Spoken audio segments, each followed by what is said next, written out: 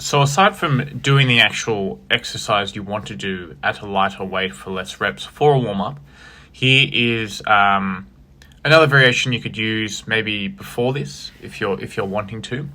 So we have some lying wipers here. So both my legs are kind of at 90-degree angles, as wide as I can comfortably have them. And I'm really trying to focus on just rotating my knees from side to side and trying to get them to touch the ground as much as I can without discomfort, and trying to keep my shoulders back towards the ground as well. So it's really important when we go from one side to the other that we try and keep the opposing shoulder down, so we just get more rotation through the hips and the legs and less from the spine.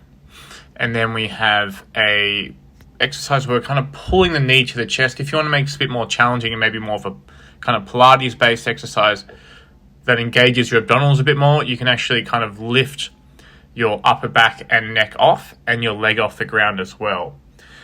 So this actually forces you to kind of brace your abs a bit more, and you can also accompany this whilst getting the stretch. Then next we're going to do a kind of modified pigeon here. So especially with my front leg on my right side here, really focus on trying to push down through that right knee, especially when I'm coming back up, because you want to try and use your glutes to kind of lift yourself back up as much as you can, and then assist with your hands if needed. We want to really focus on a nice tall spine here, trying to not kind of round through your back as you come down, and just work with the range that feels comfortable.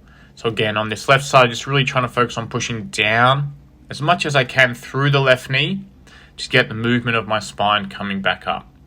As you notice, I kind of have both my legs at a 90-degree angle.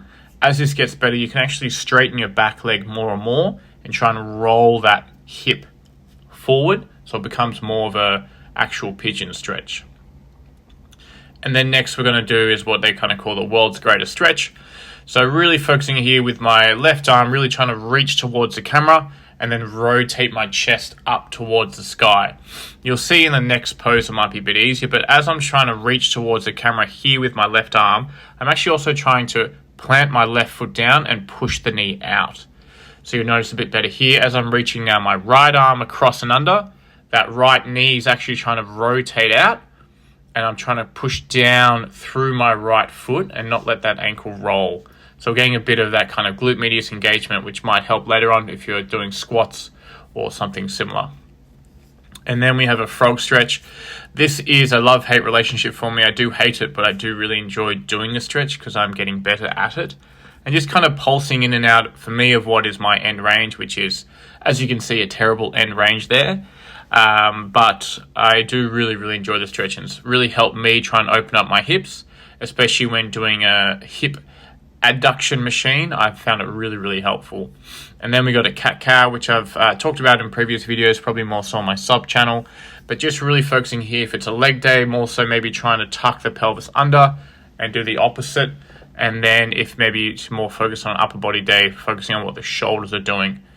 But basically trying to round the back as much as you can, like a harbour bridge, and then concave the back as much as you can as well.